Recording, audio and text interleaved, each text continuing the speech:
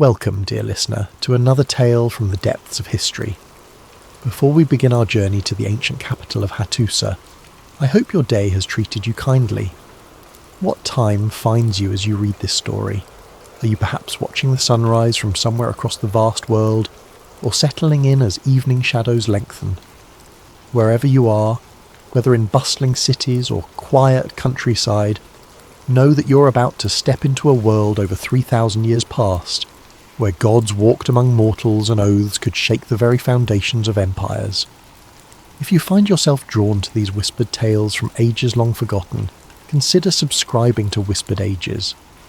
There are countless stories waiting in the shadows of history, and I would be honoured to share them with you. Now let us journey back to 1270 BCE to the great city of Hatusa. The first lightning strike came at dawn, splitting the morning sky above Hatusa like the crack of Tahun's divine whip. It struck the highest tower of the royal palace, sending stone fragments cascading into the courtyard where the morning bread was being distributed to the poor.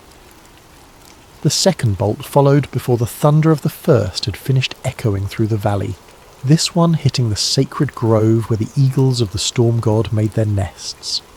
Tukulti was bent over his forge when the third strike shook the very foundations of the lower city. The young blacksmith's hammer froze mid-swing as he watched the sparks from his anvil dance in patterns that defied nature, spiralling upward like tiny spirits ascending to the heavens. The iron he'd been working, a simple blade meant for a farmer's sickle, glowed with an inner light that had nothing to do with the heat of his forge. "By the breath of Tahun's," whispered Hosea, the master smith, as he watched the metal cool to a lustrous finish that seemed to drink in the morning light. "Boy, what have you done?" Tukulti set down his hammer with trembling hands. At 17 he had been working the forges for 6 years, ever since his father died in the copper mines. He knew iron as intimately as he knew his own heartbeat, understood its moods and temperaments, its willingness to bend and its stubborn resistance. But this was something else entirely. "I did nothing different, master," he said, though even as the words left his lips he knew they weren't entirely true. For the past 3 nights his dreams had been filled with voices speaking in languages he didn't recognize, whispering secrets of fire and metal, of blood and binding. Upon waking his hands would be stained with soot, though he hadn't touched the forge since sunset. Hosea lifted the blade and tested its edge against a piece of leather. The metal sliced through as easily as if cutting air. "This is God-touched iron, boy. No mortal hand alone could have wrought such a thing." He set the blade aside carefully as if it might suddenly burst into flames. "We must inform the priests. They'll want to examine this, determine what the omens mean." But before either could move, a commotion arose from the street outside. Voices called out in alarm, and through the open door of the smithy came a sight that made both men step back in wonder and fear. The sacred eagles of Tahun's, 12 magnificent birds that had nested in the palace groves for generations, were taking flight all at once, their wings darkening the sky as they wheeled in a great spiral above the city. "They're leaving," breathed Hosea. "The eagles are abandoning Hatusa." As if summoned by his words, a young temple servant burst through the door, his face pale with exertion and terror. "Master Smith, the Queen Puduhepa requests your presence immediately. Both of you. She has had a vision." Tukulti felt his stomach drop like a stone into deep water. Queen Puduhepa was legendary throughout the empire for her divine sight, her ability to commune with the gods and interpret their will. If she had called for them after the morning's strange events, it could only mean one thing. The gods were speaking, and their message was not one of peace. The journey through the upper city to the palace took them past scenes of growing unrest. Citizens gathered in small groups, pointing at the sky where the eagles had vanished, whispering about the lightning strikes and the way the very air seemed to shimmer with unnatural energy. Temple priests hurried through the streets with grim expressions, their usual ceremonial pace abandoned for urgent haste. At the palace gates, guards in bronze armour and red-plumed helmets ushered them through, without the usual formalities. The corridors within were a maze of polished stone and wooden beams, decorated with reliefs showing the deeds of kings and the favour of the gods. Tukulti had never been this deep into the palace before, and despite his fear, he couldn't help but marvel at the wealth and artistry surrounding him. They were led to a chamber overlooking the sacred pool, where Queen Puduhepa waited with several of her advisors.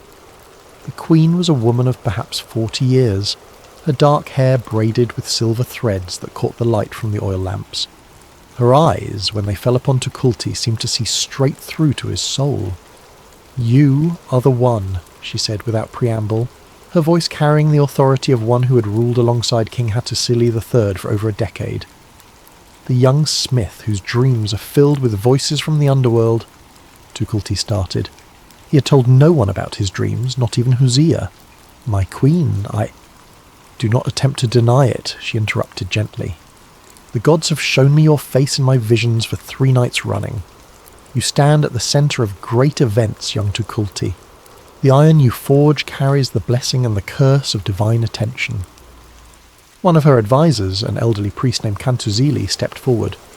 "My queen, surely you do not mean to place the fate of the empire in the hands of a mere apprentice blacksmith?" Puduhepa's gaze never left Tukulti's face. "The gods care nothing for mortal rank, old friend. They choose their instruments as they will." She gestured to a servant, who brought forward the blade Tukulti had forged that morning. Somehow it had been retrieved from the smithy and brought to the palace. "Tell me, young smith, what do you see when you look upon your work?" Tukulti approached the table where the blade lay. In the soft light of the palace chamber, it seemed to pulse with inner fire. But as he stared at it, his vision began to shift and blur. The blade became a key, became a bridge, became a doorway through which he could see. "Fire," he whispered. "I see fire consuming the city.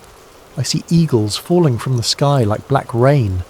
I see a woman with eyes like storm clouds, and she carries betrayal in one hand and salvation in the other."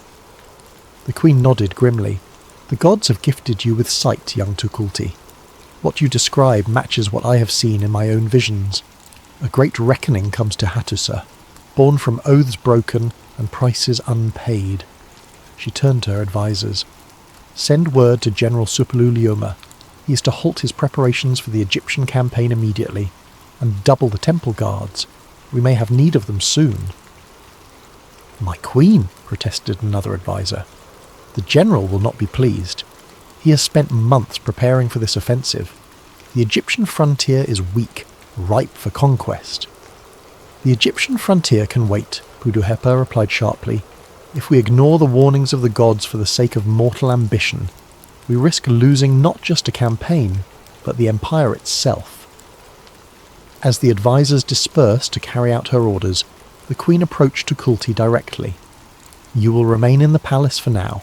Your master may return to his forge, but you have been chosen for a greater purpose. The blade you have forged is only the beginning. Before this matter is resolved, you may be called upon to craft something far more significant." "My queen, I don't understand. What oaths? What betrayal?" Puduhepa's expression grew distant, as if she were seeing events far beyond the walls of the chamber. "Long ago, in the time of my husband's grandfather, the Hittite kings made sacred pacts with their neighbours, blood oaths sealed before the gods, promising peace and respect for boundaries. But power corrupts even the most sacred promises, and some of those oaths were broken for the sake of conquest and gold." She walked to the window overlooking the courtyard, where servants were sweeping up the stone fragments from the morning's lightning strike. "The gods have long memories, young Tukulti. They do not forget betrayal, even when mortal men choose to. And now, it seems, the price of our ancestors' broken promises has come due." As if summoned by her words, a new commotion arose from the courtyard below.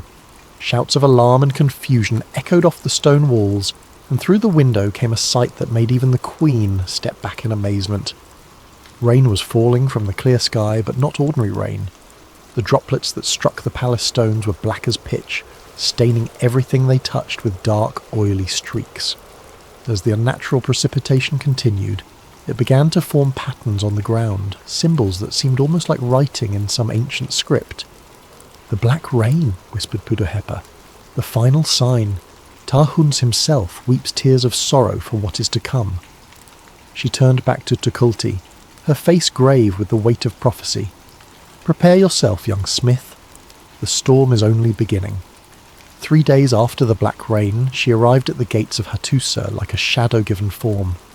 The guards might have turned away any other travel-stained wanderer, but there was something about the woman that commanded attention. Perhaps the way she carried herself with the bearing of nobility despite her simple robes, or the intelligence that burned in her dark eyes like banked coals. She gave her name as Nihiri, and claimed to be a merchant from the northern lands come to trade in silver and spices. But Tukulti, watching from the palace battlements as she was escorted through the streets below, knew immediately that this was the woman from his visions, the one who carried betrayal and salvation in equal measure. "She is no merchant," he said to Cantuzili, who had been assigned to watch over him during his stay in the palace. The old priest squinted down at the figure below. "You speak with great certainty for one so young. What makes you so sure?" "The way she moves," Tukulti replied, "and the way the shadows seem to bend toward her. I've seen her face in my dreams for weeks now." Cantuzili made a sign against evil. "If that is true, then we should inform the queen immediately. No ordinary mortal appears in divine visions." But when they brought word to Queen Puduhepa, they found her already in conference with her spy master, a thin man named Muwati, whose network of informants extended throughout the known world. His expression was troubled as he delivered his report. "The woman calling herself Nihiri is indeed no merchant, my queen. My contacts in the northern cities recognize her description. She is Nihiri Ur-Mitanni, daughter of the last Hurrian king of Mitanni before that kingdom fell to Assyrian conquest. She is known to be a priestess of considerable power, and some whisper that she has made pacts with spirits of the dead." Puduhepa received this news with the calm of one who had expected it.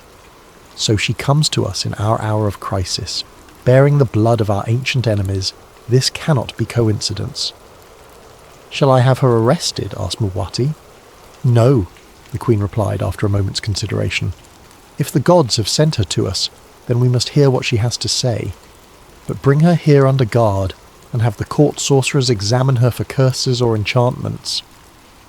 An hour later, Nihiri stood before the throne of Hatusa, her travel-stained cloak exchanged for simple robes provided by the palace servants. She was younger than Tukulti had expected, perhaps 25 summers, with the olive skin common to the Hurrian people, and intricate tattoos covering her arms in patterns that seemed to shift and move in the lamplight. "I greet you, Queen Puduhepa," she said, her voice carrying only a faint accent despite her foreign origins. "I come before you not as an enemy, but as one who seeks to prevent the destruction of both our peoples." "Speak then," Puduhepa commanded, "but know that lies will not be tolerated in this place. The gods have their own ways of revealing truth." Nihiri nodded and stepped forward, her gaze never wavering from the queen's face. 3 moons ago, I was performing the ritual of star reading in the ruins of my father's palace, when I was visited by a vision. I saw the great city of Hatusa consumed by fire and plague, its people scattered like leaves before the storm. But I also saw a path to redemption, a way to heal the wound that has festered between our peoples for generations. "What wound?" demanded Cantuzili. "The Hurrians were conquered by Assyria, not by us." "The Hurrians were weakened by betrayal before the Assyrians ever crossed our borders," Nihiri replied, her voice carrying the weight of long-nursed grief. "In the time of King Suppiluliuma I, the Hittites made sacred oaths with my ancestors, treaties sealed in blood and blessed by the gods, promising that neither kingdom would expand into the other's ancestral lands." She paused, and in that silence Tukulti felt the temperature in the chamber drop several degrees. When she spoke again, her words carried the chill of winter wind. But when the opportunity arose to claim the rich copper mines of the Euphrates Valley, King Suppiluliuma forgot his oaths. Hittite armies marched east under false pretexts, claiming the Hurrians had violated the treaty first. Cities were burned, temples destroyed, and the sacred places where the oaths had been sworn were defiled. Queen Puduhepa's expression remained carefully neutral, but Tukulti could see the tension in her shoulders. These are old grievances, priestess. The kings of that time are long dead. The kings are dead, Nihiri agreed, but their oaths live on. The gods do not forget, and neither do the spirits of the betrayed. She reached into her robes and withdrew a small clay tablet covered in cuneiform script. This is a copy of the original treaty, transcribed by my grandfather before he died. Every word, every clause, every sacred promise that was made and then broken. Wati stepped forward and examined the tablet briefly before nodding to the queen. The script appears authentic, my lady, and the royal seals match those in our archives. Very well, Puduhepa said. Let us assume your words are true. What does this have to do with the current omens? Why should we believe that ancient oaths have bearing on present troubles? Nihiri's eyes flashed with something that might have been satisfaction. Because the gods have shown me what comes next. General Suppiluliuma, named for his treacherous ancestor, even now prepares to march on Egypt. But his campaign will not bring glory to Hatusa. Instead, it will awaken the plague that once nearly destroyed your people, and this time there will be no escape. The chamber fell silent except for the soft hiss of burning oil in the lamps. The plague Nihiri referenced was infamous throughout the empire, a mysterious disease that had struck the Hittites decades earlier, killing thousands and bringing the kingdom to the brink of collapse. Only the personal intervention of the gods, manifested through rituals performed by the royal family, had finally ended the pestilence.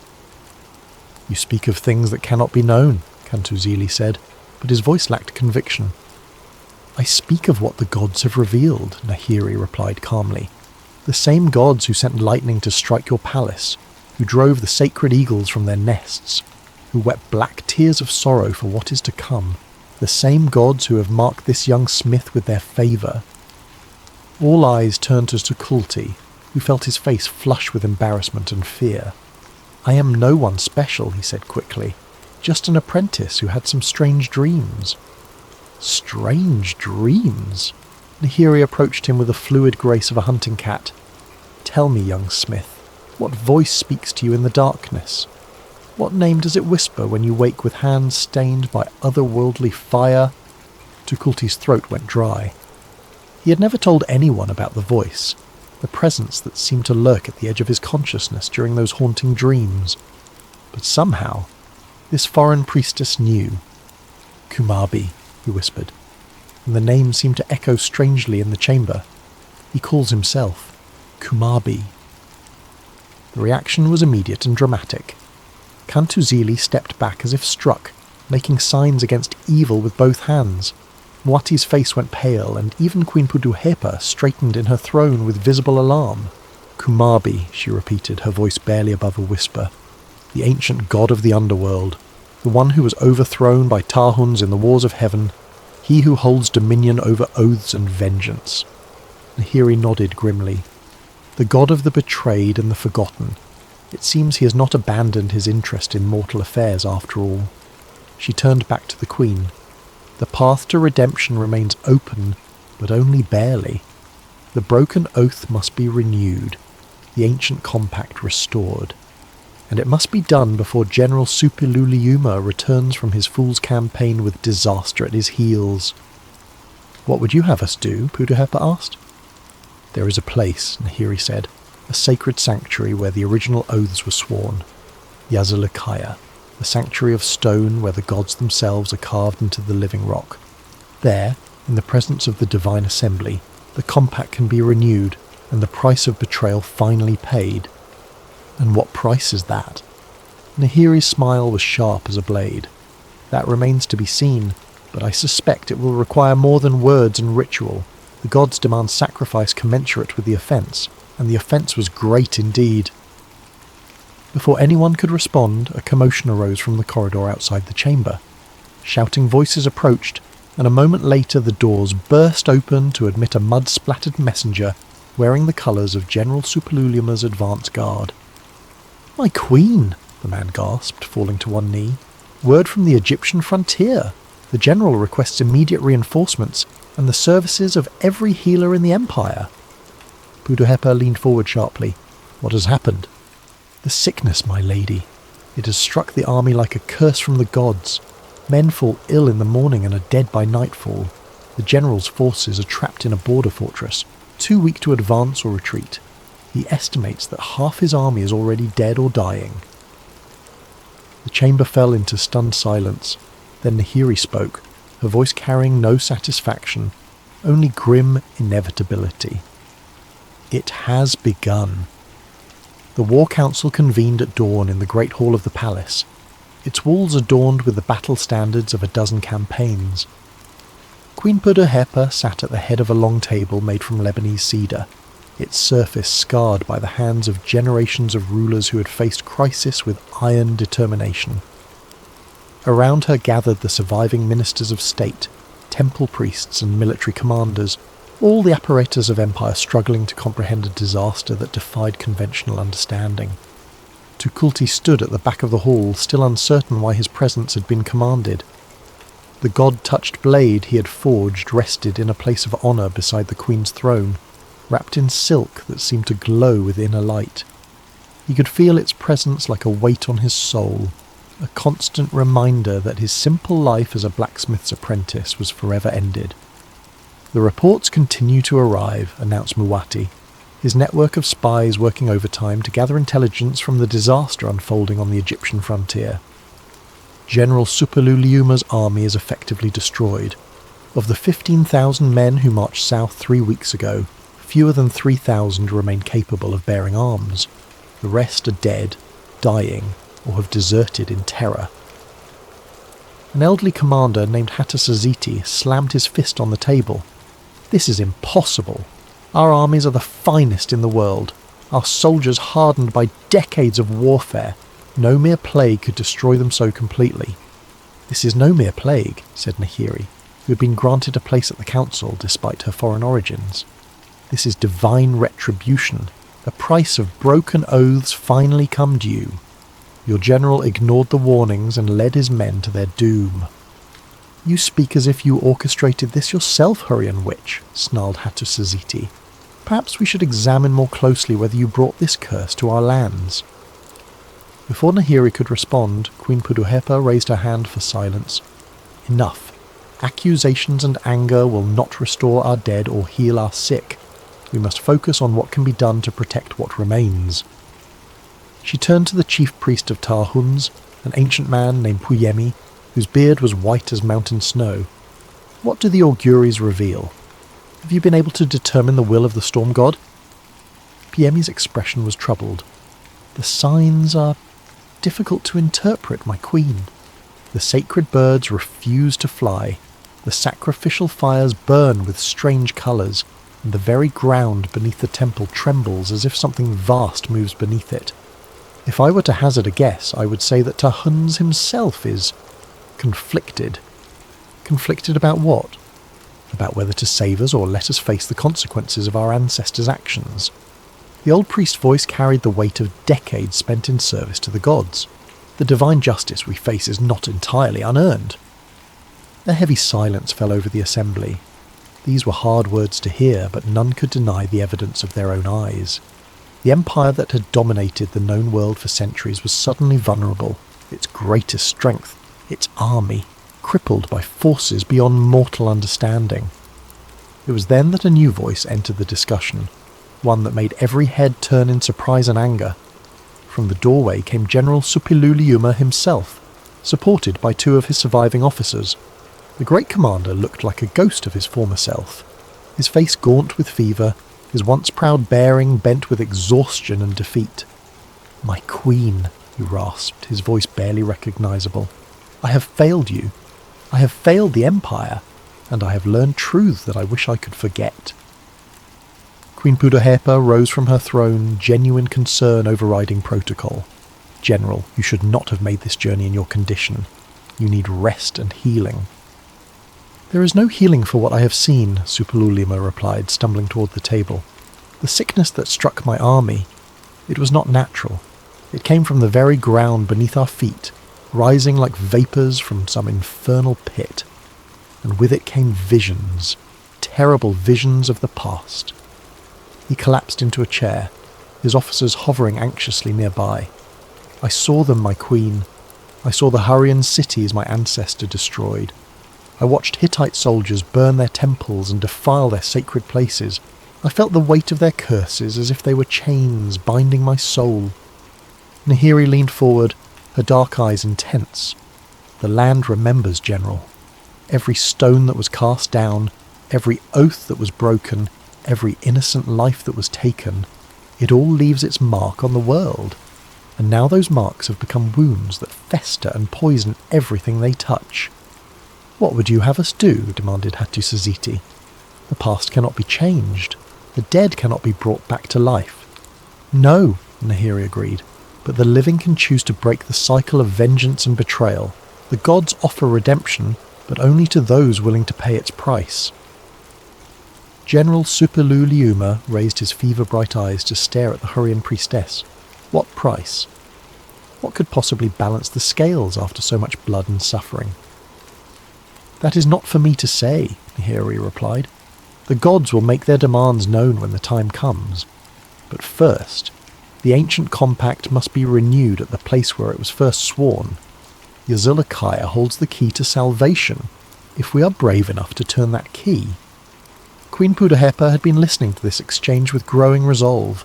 Now she stood and addressed the assembly with the authority that had helped her rule an empire for over a decade. We will go to Yazilikaya, she declared. A small party, myself, the priestess Nihiri, young Tukulti, and a minimal escort. The sanctuary is only a day's ride from the capital, and if there is hope to be found there, we must seek it immediately. My queen, protested Kantuzili, the risks are too great. If something should happen to you, if something happens to me, then the Empire will face the same fate whether I am here or there, Puduhepa interrupted. But if there is a chance, however small, to lift the curse that has fallen upon us, then that chance must be taken. She turned to Tukulti, who had remained silent throughout the debate. Young Smith, are you willing to see this through to its end? The god-touched blade you forged may be needed before our task is complete.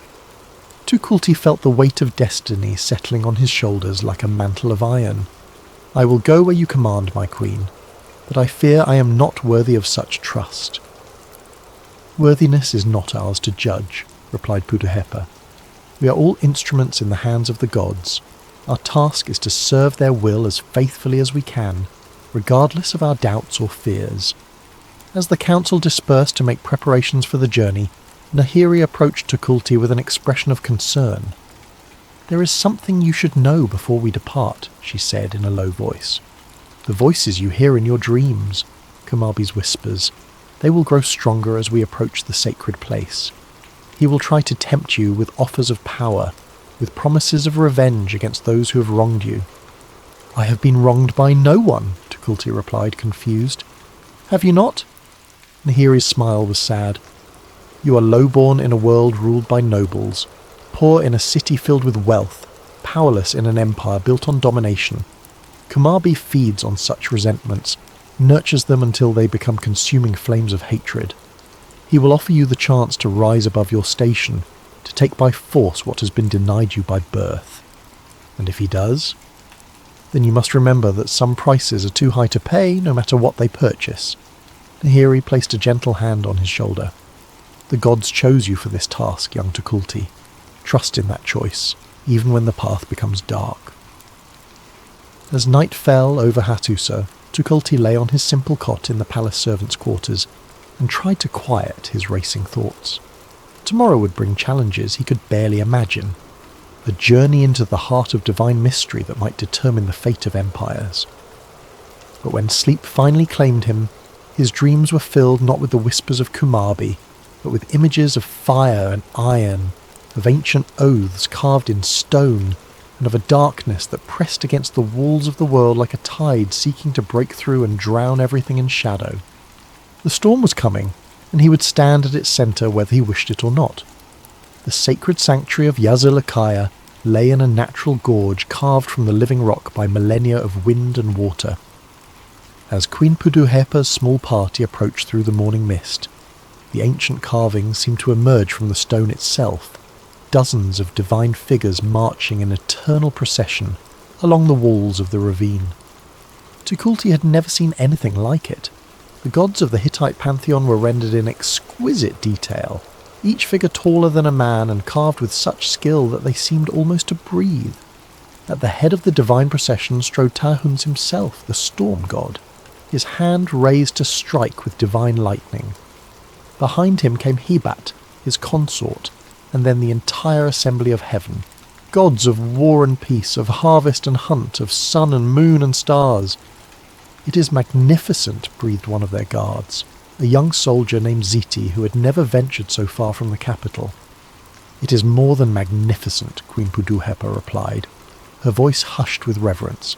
"It is the threshold between the mortal world and the realm of the gods. Here, the veil between earth and heaven grows thin." Nihiri had been silent during the ride from Hatusa, but now she spoke with the authority of one who had spent years studying the ancient mysteries. The carvings are more than mere decoration. They are a map of divine relationships, a guide to the proper conduct of gods and mortals alike. And there, she pointed to a section of the wall where the stone had been darkened by age and weather. "There is where the original compact was sworn." Tukulti followed her gesture and saw a space where several figures had been carved deep into the rock. Unlike the other divine images, these showed mortals and gods standing together, their hands joined in what could only be an oath-taking ceremony. The details were worn by centuries of weather, but he could still make out the essential elements: a Hittite king, a Hurrian ruler, and between them a figure that radiated divine authority. "Kumarbi," he said, and the name seemed to echo strangely in the enclosed space of the gorge. "Yes," Nihiri confirmed, "the ancient god of oaths and justice, witness to the compact that bound our peoples in peace, until your ancestors decided that conquest was more profitable than honour." Queen Puduhepa approached the weathered carving and placed her hand against the stone. "If we are to renew this oath, we must understand exactly what it entailed. Can you read the inscriptions?" Nihiri studied the worn, cuneiform text that surrounded the carved figures. Most of it is too damaged to decipher clearly, but the essential elements remain.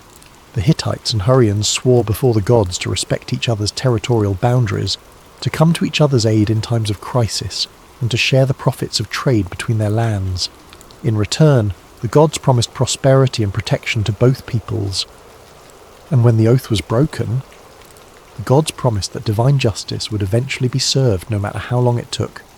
Nihiri's voice carried the weight of prophecy. That justice has now arrived. As if summoned by her words, a low rumble began to emanate from deep within the earth.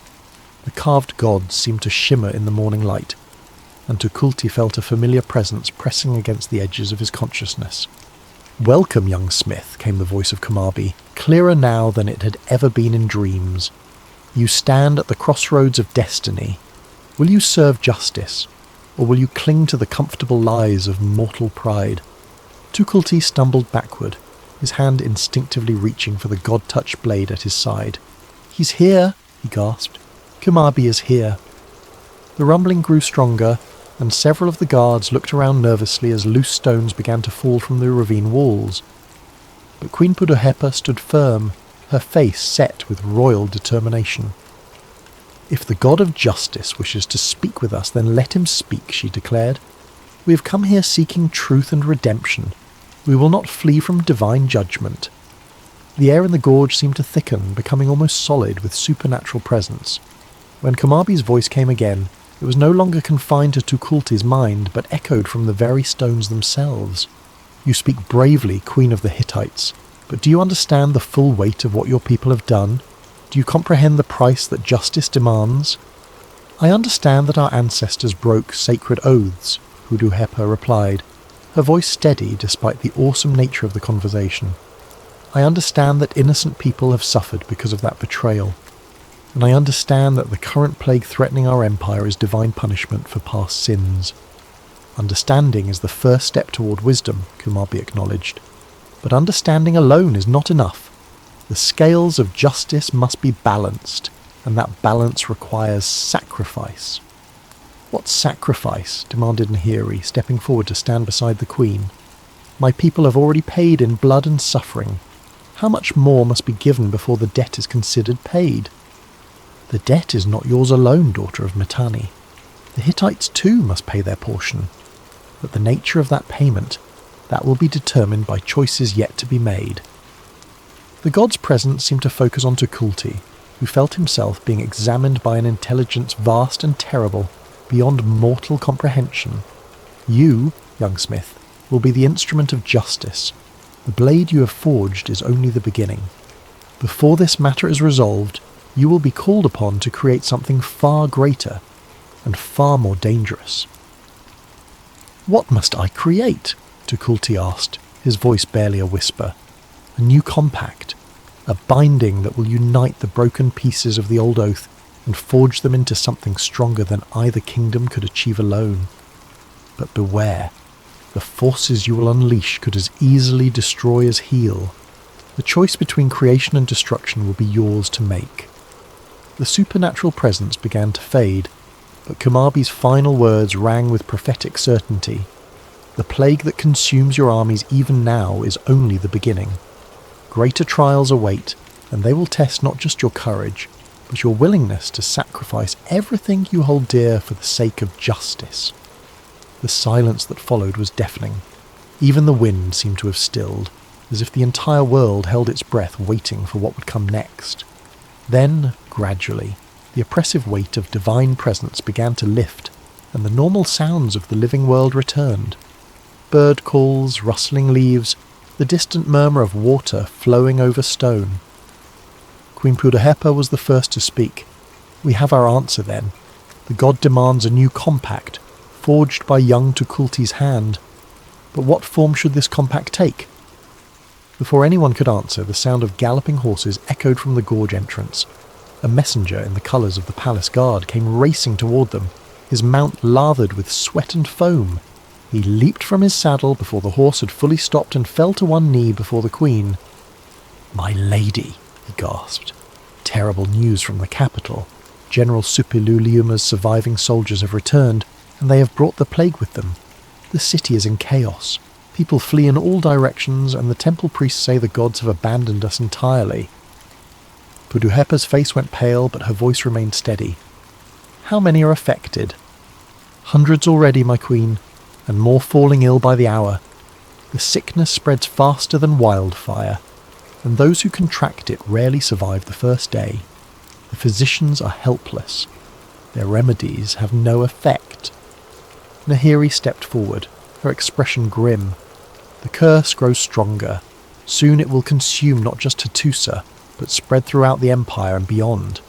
Unless we act quickly, this plague will become a disaster that echoes through the ages." "Then we must return immediately," declared the queen. "If my people are dying, my place is with them." "No," Tukulti said suddenly, surprising everyone, including himself. "If we return now, we'll only carry the plague's influence with us. The answer lies here, in this sacred place. Kumabi said I must forge a new compact. Perhaps that's what will stop the curse." Nihiri nodded slowly. "The young smith speaks wisdom. The sanctuary of Yazilikaya is protected by ancient power. Here, we might find a way to create something that can heal the wound between our peoples and lift the curse that threatens both." Queen Puduhepa looked torn between her duty to her subjects and the demands of divine justice. Finally she made her decision. "We will remain, but we must work quickly. Send word back to the capital that they should isolate the sick and burn offerings to Tarhuns. Tell them that their queen seeks a cure in the sacred places and that hope remains." The messenger rode off into the gathering dusk, leaving the small party alone with the carved gods and the weight of destiny pressing down upon them like a mountain of stone. Night fell over Yazilikaya like a shroud, but instead of bringing darkness, it seemed to awaken something within the ancient stones. The carved gods appeared to glow with inner light, their eyes following the movements of the mortals who had dared to seek divine judgment in their sacred domain.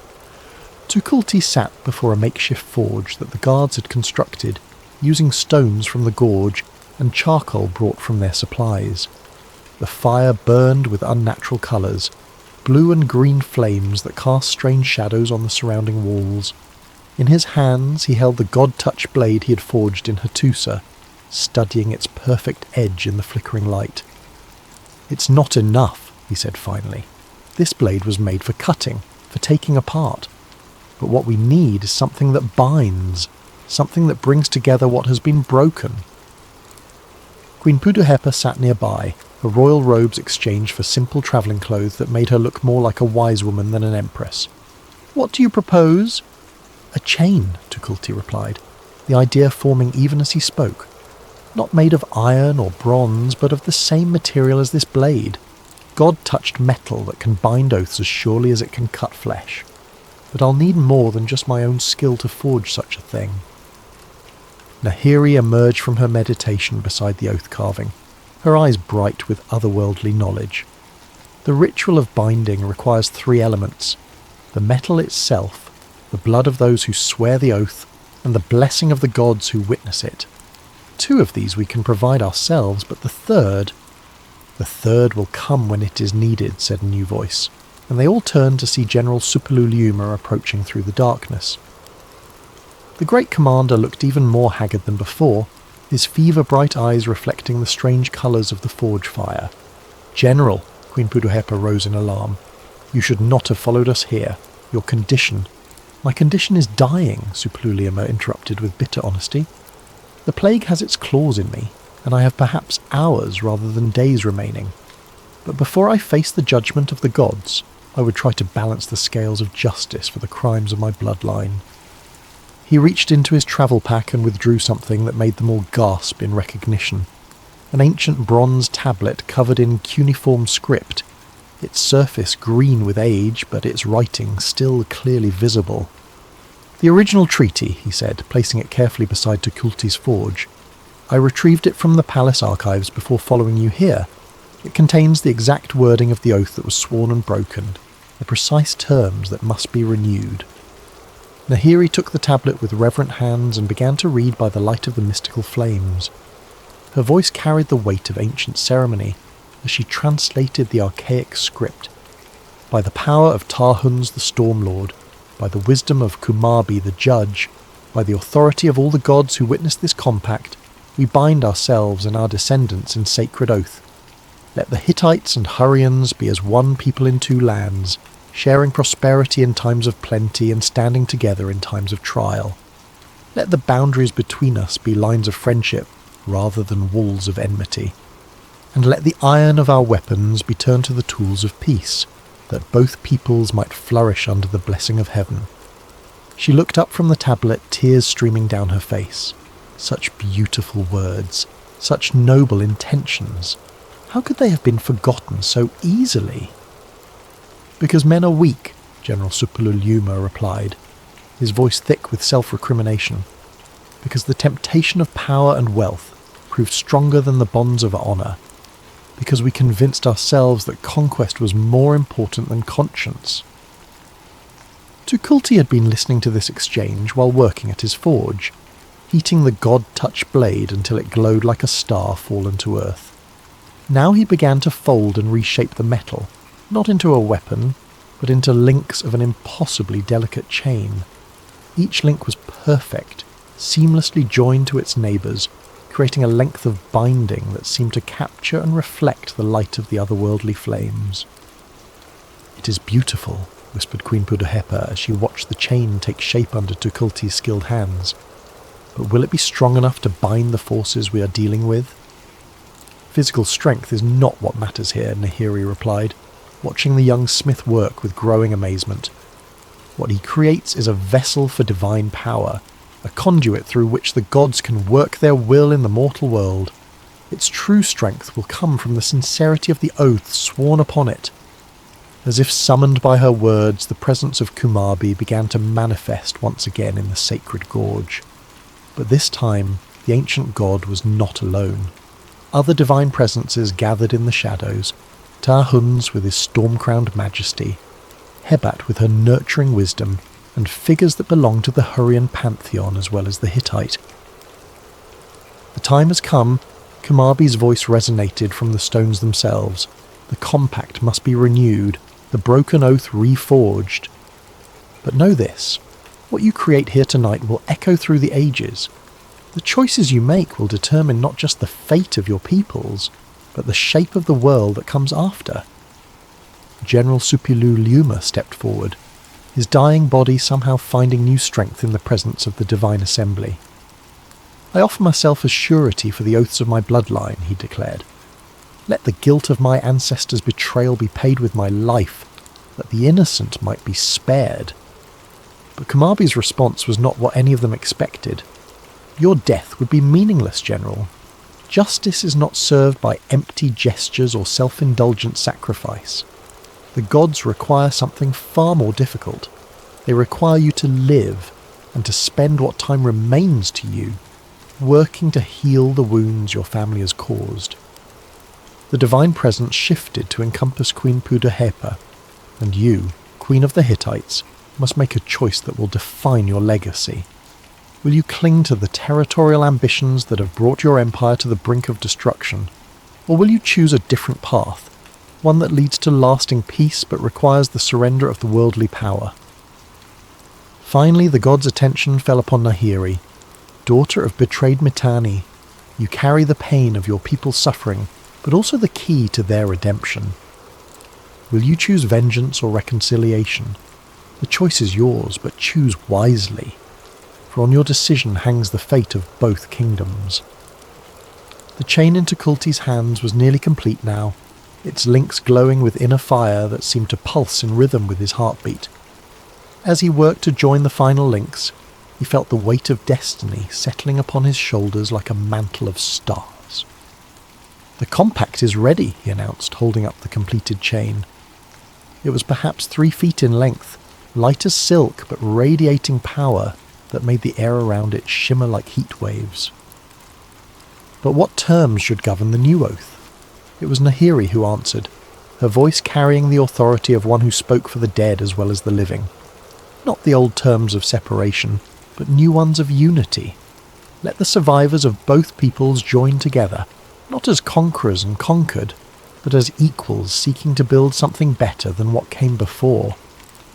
Queen Puduhepa nodded slowly. The Hittite Empire has reached the end of its time. Perhaps what rises from its ashes can be something worthier, a confederation of peoples bound not by force, but by mutual benefit and shared purpose. General Supululuma, his fever-bright eyes fixed on the god-touch chain, made his own vow. "I will spend my remaining days working to undo the damage my bloodline has caused. Let the wealth that was stolen be returned. Let the temples that were destroyed be rebuilt. Let the wrongs of the past be made right, insofar as mortal effort can achieve." The divine assembly seemed to approve of these words, for the oppressive weight of supernatural judgment began to lift slightly. But Kumabi was not finished. The new compact must be sealed in blood and blessed with sacrifice. Are you prepared to pay the price that justice demands? Without hesitation, each of the 4 mortals stepped forward and allowed their blood to fall upon the glowing chain. As the droplets touched the god-touched metal, they flared with brilliant light, and words began to appear along the length of the chain. The terms of the new compact written in script that seemed to shift between Hittite cuneiform and Hurrian hieroglyphs. But the final sacrifice was yet to come, and it was one that none of them had anticipated. The realization came to Queen Puduhepa like a thunderbolt from the clear sky. Sudden, devastating, and absolutely certain. As she stood in the sacred gorge with the god-touched chain burning into Kulti's hands and the assembled deities of 2 civilizations watching in silence, she understood what the final sacrifice must be.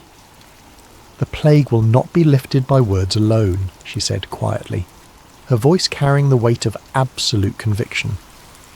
"It requires the life force of one who carries the responsibility for both people's fate, one who can serve as a bridge between the living and the dead, between the mortal world and the realm of the gods." Nihiri's eyes widened with understanding and horror. "No, my queen. There must be another way. The gods cannot demand such a price." "The gods demand what justice requires," Puduhepa replied with sad certainty. "I have ruled the Hittite Empire for more than a decade. I have prospered from the wealth built on broken oaths and conquered lands. If the curse is to be lifted, if the new compact is to have the power to heal the wounds between our peoples, then it must be sealed with the life of one who bears responsibility for the crimes of the past." General Suppiluliuma tried to protest from his position beside the ancient oath carving. "Take my life instead. I am dying already, and my bloodline bears the greater guilt." But Queen Puduhepa shook her head. "Your task is to live, General, and to spend your remaining time making what amends you can. My task is to ensure that the compact has the power to succeed where all previous agreements have failed." The divine presences in the gorge seemed to hold their breath as the Queen approached Tukulti and the glowing chain. "Young smith, you have been chosen by the gods to forge instruments of justice. Will you complete the work that has been set before you?" Tukulti's hand shook as he held the chain, feeling the weight of destiny and the terrible price it demanded. "My queen, I will not be the instrument of your death. There must be another way." "There is no other way," Puduhepa said gently. "The plague that consumes our people grows stronger with each passing hour. Even now it spreads beyond the borders of our empire, threatening to become a catastrophe that echoes through the ages. Only a willing sacrifice, freely given, can provide the power needed to break the curse." She placed her hands over Tukulti's, her touch somehow making the chain's radiance burn even brighter. "But death is not the end of service, young smith. What I do here tonight will bind my spirit to the compact itself, making me its eternal guardian. As long as the oath endures, so will my vigilance over its terms." The voice of Kumabi resonated from the carved stones around them. "The Queen speaks truth. Such is the price of redemption, not merely the payment of blood, but the transformation of life into something greater. Are you prepared to pay this price, daughter of Hatusa?" "I am," Puduhepa replied without hesitation. "But first the compact must be properly witnessed and its terms clearly stated." She turned to address the assembled divine presences directly, her voice carrying the authority of one who had negotiated with gods and kings alike. "Hear me, powers of heaven and earth. Let this new compact replace all previous oaths between the Hittite and Hurrian peoples. Let the survivors of both civilizations join together as equals, sharing resources and responsibilities, protecting each other from external threats and internal discord." Nihiri stepped forward to stand beside the Queen. "Let the ancient boundaries be dissolved, and new ones drawn not on maps, but in the hearts of those who choose to be bound by this compact. Let the wealth of both lands be used for the benefit of all who swear allegiance to this oath." General Suppiluliuma added his voice from beside the oath carving. "Let the wrongs of the past be acknowledged and, where possible, redressed. Let the temples that were destroyed be rebuilt, the treasures that were stolen be returned, and the descendants of the wronged be given honour in the new order." Finally Tukulti spoke, his voice growing stronger as he felt the divine purpose flowing through him. "Let this chain serve as the physical symbol of the compact, binding not through force, but through willing consent. Let those who would join the new confederation come forward freely, and let those who choose to remain apart be allowed to do so without persecution." The gods' approval was manifest in the very air around them, which began to shimmer with power that made the mortal realm seem thin and insubstantial. But it was Kumabi who spoke the final terms.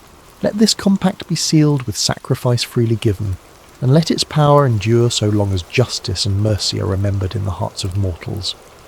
Let the plague be lifted from the guilty and innocent alike, and let the new order rise from the ashes of the old." Queen Puduhepa took the glowing chain from Tukulti's hands and wrapped it around her own wrists, binding herself to the compact she had helped create. As the god-touched metal touched her skin, she felt a transformation beginning, not painful but profound beyond words. "Remember me not as a queen who died," she said, her voice already beginning to take on an otherworldly quality, "but as one who chose to become something greater than human ambition. Guide the new confederation with wisdom and justice, and know that I will be watching over you always." The transformation was swift and terrible and beautiful. Queen Puduhepa's mortal form dissolved into pure light that flowed into the chain itself, making it burn with radiance that illuminated the entire gorge. The carved gods on the walls seemed to bow their heads in respect as the divine assembly witnessed the birth of a new compact sealed with the ultimate sacrifice. But even as the Queen's mortal life ended, Her voice continued to echo from the god-touched chain. "The plague is broken. The curse is lifted. Let the work of healing begin." The news of Queen Puduhepa's sacrifice spread through the dying empire like wildfire in reverse. Wherever the story was told, the plague began to recede. Soldiers who had been at death's door found strength returning to their limbs. Citizens who had fled in terror began to return to their homes. The black rain stopped falling, and the sacred eagles returned to nest in the palace groves. But the empire that emerged from the crisis was not the same one that had entered it. The old order of conquest and domination was finished, its foundations cracked beyond repair by the weight of divine judgment. In its place, something new began to take shape, a confederation guided by the principles embodied in the god-touched chain that Tukulti now carried as its first guardian. General Supiluluma, his life extended by divine intervention, but forever changed by his encounter with justice, spent his remaining years travelling throughout the former empire. He returned stolen treasures to their rightful owners, helped rebuild destroyed temples, and worked tirelessly to make what amends he could for the crimes of his bloodline. When death finally claimed him 3 years later, it was said that he died with a smile on his lips, having found peace at last. Nihiri became the first high priestess of the new confederation, charged with maintaining the spiritual traditions of both peoples and ensuring that the lessons of the past were not forgotten. Under her guidance, schools were established where Hittite and Hurrian children learned together, sharing languages and customs and creating bonds that would endure for generations. But it was Tukulti whose transformation was perhaps the most remarkable of all. The simple blacksmith's apprentice became the guardian of the compact, keeper of the god-touched chain that served as both symbol and substance of the new order. He never married, dedicating his life entirely to the service of justice and the protection of the Confederation's founding principles. In the years that followed, as the great powers of the ancient world crumbled and new civilizations rose to take their place, the Confederation endured. It remained small compared to the mighty empires that surrounded it, but it prospered through trade and diplomacy rather than conquest.